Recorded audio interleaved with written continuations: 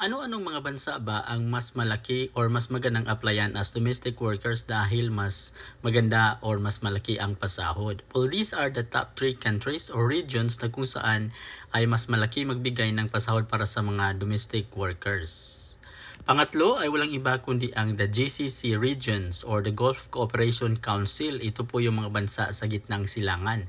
This includes Saudi Arabia, Qatar and the United Arab Emirates and some other GCC member countries. Ang mga pasahod po dito ay naglalaro or starting from 1,500 riyal or nasa 20 to 25,000 pesos.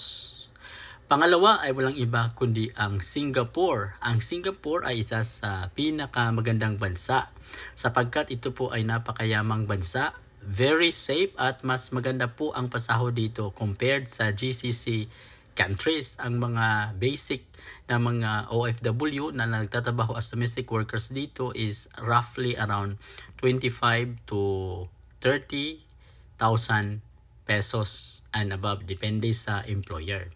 At the number one that I would highly recommend if you are going to apply as domestic worker ay walang iba kundi ang Hong Kong. Ang Hong Kong po ang may pinakamalaking pasahod para sa mga domestic workers or mga katulong. Ang mga basic salaries ng mga domestic workers na nagtatrabaho sa Hong Kong ay nasa around 35 to 40 up to 60,000 pesos monthly.